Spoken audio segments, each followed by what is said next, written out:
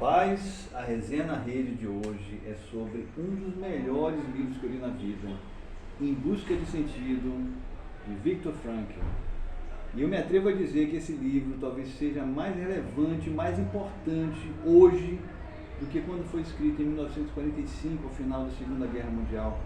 Porque Viktor Frankl, psiquiatra e criador da logoterapia, foi um sobrevivente do campo de concentração de Auschwitz. E neste pequeno grande livro de apenas 180 páginas, inesquecíveis, que ficam marcadas a ferro e fogo na alma do leitor, ele, nas primeiras 120 páginas, faz um relato minucioso da vida no campo de concentração, que é mais tocante, mais marcante ainda, por justamente tratar o relato de um cientista, né? Ele vai analisando de uma forma imparcial, apesar dele mesmo ter vivenciado os horrores todos que ele está descrevendo aqui. Ele vai colocando de uma forma bem objetiva, né, os estados psicológicos que a pessoa vai atravessando, né, desde o choque inicial, né, quando a pessoa chega no campo de concentração, já tem a primeira triagem, né, quem vai, que é considerado um pouquinho mais saudável, vai para a direita e vai para os trabalhos forçados, e os que eram considerados mais frágeis ou enfermiços já iam direto para a câmara de gás, né. E aí nisso tem uma cena que ele descreve as pessoas, né, meio aturdidas, né, que separadas dos seus entes queridos, dos seus familiares, onde foi parar minha esposa, meu filho, minha mãe, meu pai.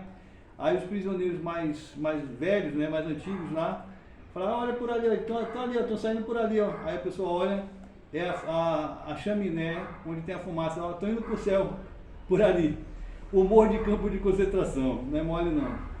E aí vai seguindo, né, mostra assim um relato de brutalidades, assim, realmente é uma leitura extremamente difícil, extremamente pesada, mas extremamente necessária mais do que nunca, quando estamos aí com a sombra do nazismo ameaçando novamente o mundo, né, acho que é um relato muito importante, mas não apenas, na verdade, isso é o motivo menos importante para você ler esse livro hoje, porque assim, a grande descoberta que ele faz, acho que é uma contribuição sem par para o mundo, né? Ele percebe, né, como é possível sobreviver a um campo de concentração. E ele chega a essa descoberta luminosa de que aqueles que tiveram mais chance de sobrevivência, que conseguiram atravessar esse período tão difícil, uma situação tão difícil, que eu não consigo nem imaginar, apesar de ter lido esse relato, eu não consigo imaginar como foi ter vivido algo assim. E ele chega à conclusão de que assim, você precisa encontrar algum sentido naquilo que você está passando. O sofrimento tem que ter sentido.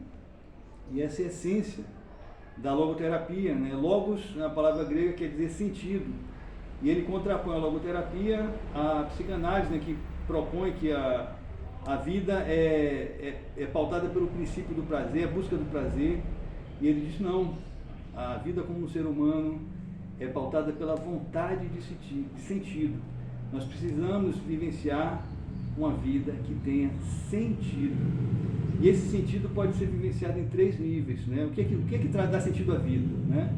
O primeiro nível é uma obra, algo que você tem a fazer, um livro para escrever, uma missão para concluir, seja o que for, alguma coisa que seja mais importante do que você mesmo, né?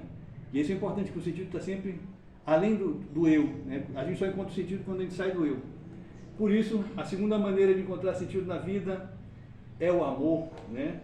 Você vive por alguém, o sentido da sua vida é, eu preciso sobreviver a esse campo de concentração porque meu filho está me esperando, minha esposa está me esperando, alguém que eu amo está me esperando, eu preciso estar lá por essa pessoa. E o terceiro, e não menos importante, é o próprio sofrimento, na perspectiva de que você conseguir vivenciar esse sofrimento de uma forma digna, de uma forma honrosa, de uma forma humana, né? E isso, ele faz algumas críticas, né? Eu lembro que o livro foi escrito em 1945, e ele já percebe na sociedade dos Estados Unidos, né, que é um modo, uma ideologia que se espalhou no mundo todo hoje. A gente está na cultura do Instagram, de você só postar os momentos felizes, né? A cultura da felicidade a qualquer custo. E isso implica numa desvalorização, uma desqualificação do sofrimento. Então a pessoa que sofre hoje, sofre barril dobrado, sofre pelo sofrimento e sofre por ter vergonha de estar sofrendo. Essa ideologia do prazer a todo custo tira a dignidade do sofrimento, né? E aí a gente vai parar numa situação, se você tira a dignidade do sofrimento, você também tira o sentido do sofrimento e você tira o sentido da vida. E aí que a gente tem hoje um contingente de 400 milhões de pessoas diagnosticadas com depressão.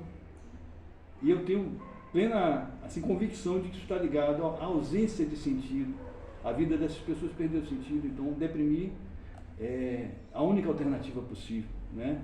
Dentre tantas outras coisas que eu queria falar sobre esse livro, uma descoberta assim que achei muito interessante que ele fez no campo de concentração, ele divide as pessoas em dois tipos, as boas pessoas e as torpes, né? Ele chama de torpe, que a gente vai para uma divisão que é feita pelo Bhagavad Gita, né? Que qualifica as pessoas entre divinas e demoníacas, né? E acho que todo mundo concorda com isso. O que eu achei assim sensacional na percepção que ele teve é que de forma alguma você pode dividir esses dois grupos de pessoas, você colocar em grupo. Esse aqui é o grupo dos bons, esse aqui é o grupo dos maus, porque eles estão espalhados, né? Ele dá exemplos, né, de um soldado nazista que guardou um pedaço de pão para a própria refeição dele para dar para o Viktor Frankl, né? Como um exemplo de bondade, um oficial nazista que salvou a vida de várias pessoas, estilo a lista de Schindler, né? Ele, do próprio dinheiro lá dele, ele conseguiu salvar a vida de algumas pessoas. E, por outro lado, ele fala dos capos, né? Que eram os próprios prisioneiros judeus, que eram encarregados de vigiar os outros prisioneiros, que eram mais cruéis, mais terríveis, mais perversos que os próprios nazistas, né? Então, assim, é claro que se você tem um grupo que está proclamando intolerância, ódio, superioridade de qualquer tipo sobre os outros, né? Certamente você vai aglomerar os demoníacos nesse grupo. Mas não quer dizer que todo mundo do outro grupo seja bonzinho. Fica a dica. Em busca de sentido.